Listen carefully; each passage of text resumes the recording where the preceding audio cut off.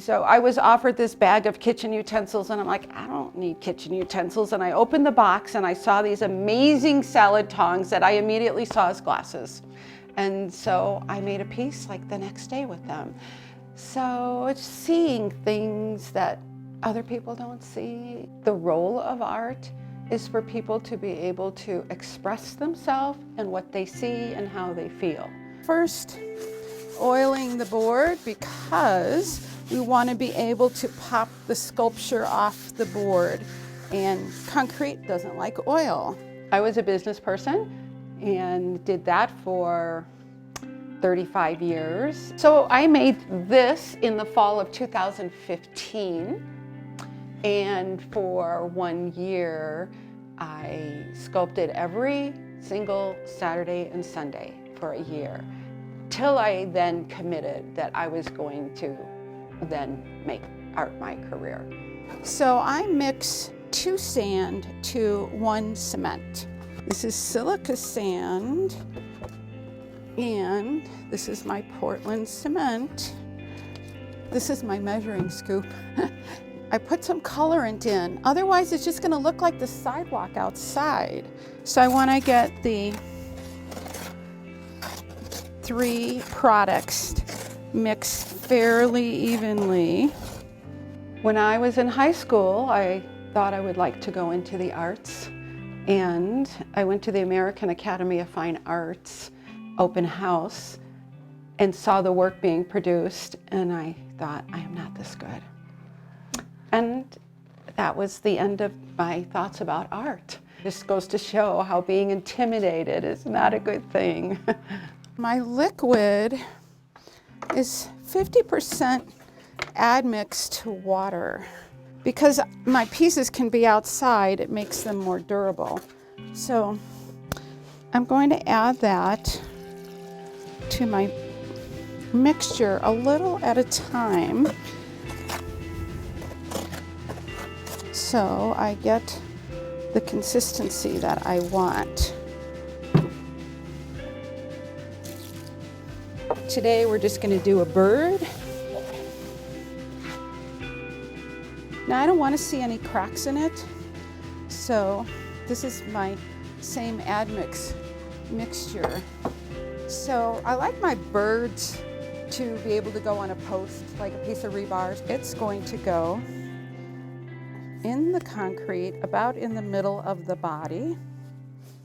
So I didn't look for my art style. I wanted to create art for my own garden, and since I would have been working with concrete by mortaring rock walls and creating art for the garden, it's like, of course you would use something that you knew was durable. And see, I use my hands a lot. And your fingers can add a lot of texture. Like if you get your fingers wet, you can create lots of texture.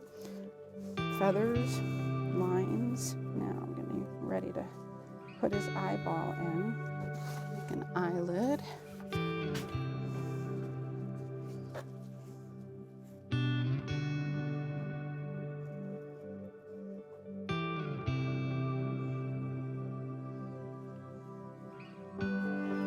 I have started for the outside birds, where they have these little treasures.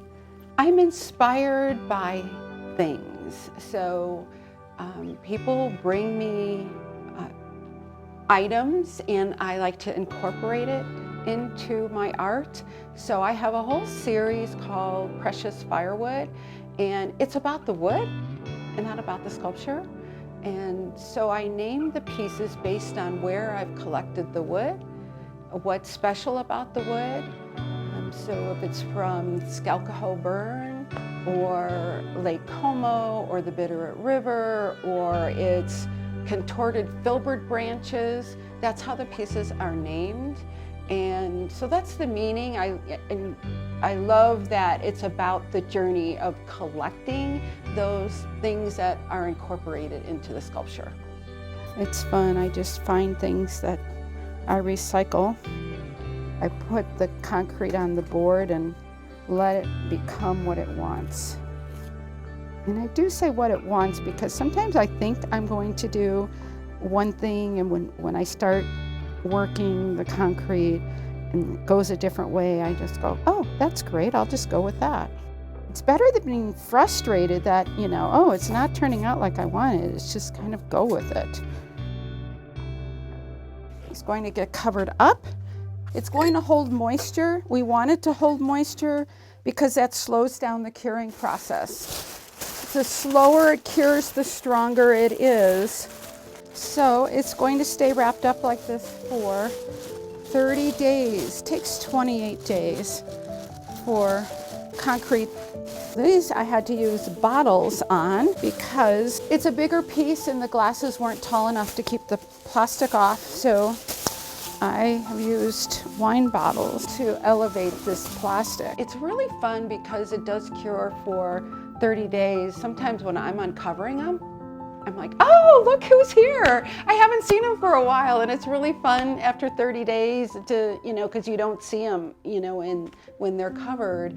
You almost forget sometimes who's in there. And so it's really fun taking them out. I have explored a new product, which I use for the dragon, which is called Peltaya. It's a concrete product, but it's filled with fibers and it allows you to use it over an armature. So that's why I could make that big dragon, and it only took 4 men to move it and not a crane. So that was really nice, and it's really a different style of creating. Inside the dragon, expanded metal, an old TV antenna, the TV antenna that also was cut for the toes, and more wire mesh, and blue board in the head.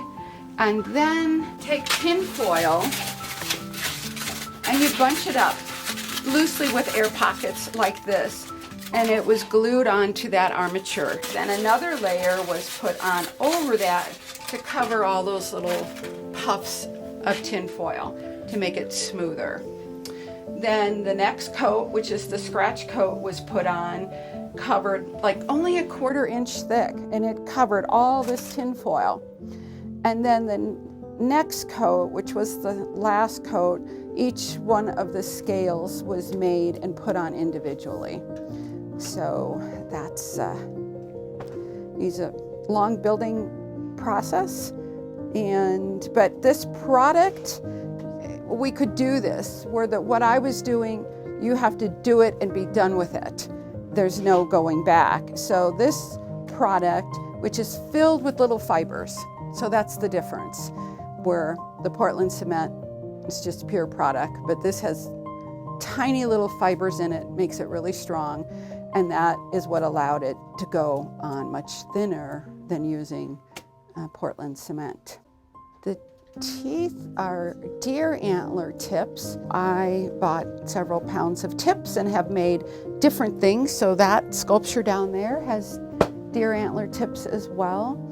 And so everything goes to use. And the eyes are glass elephant eyes. He's going out in front of the gallery. That's how to sculpt with concrete. I also sculpt little pieces out of clay that are just the size of your hand. And I just do them for fun, for exercise. And I've also looked at them and said, I'm going to make one of those. So that's part of a process that I didn't even realize was developing. I actually celebrate the roughness of it. I don't try and make things smooth by any means. I'm inspired by other people's art, and that's why I want it in my space as well, not just my pieces. So my studio is also my gallery where I have pieces hanging, but I do have other people's art all around. And that led to the gallery where I could feature other people's art. It led to the next space where I have other people, their studio spaces there so they can create and show their work. It allowed more space where we could do poetry readings and have music, and it just kept opening up opportunities to feature other arts and other artists.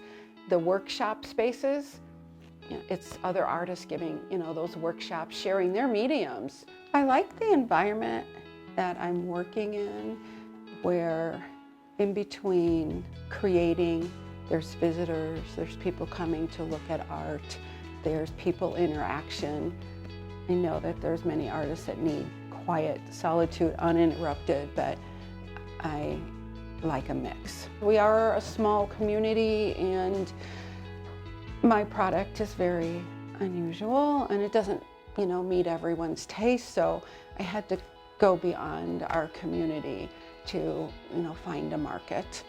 It's Etsy that's been a big part of that, but there's a lot of work in keeping that, up to date. What I'm pursuing now is more bigger pieces. Barley was the turnaround for that, and because my pieces, that was the biggest, 8-9 feet with the tail straight. I enjoyed it because it was an ongoing story. My other pieces go much faster, and here's what I did and it's done. And a piece like that with many layers, the armature, the scratch coat, the scales, the personality, the different things that went into it, it was an ongoing story. And I have 2 more pieces that are in my mind that will soon be on the table that are bigger pieces, and I'm enjoying that story.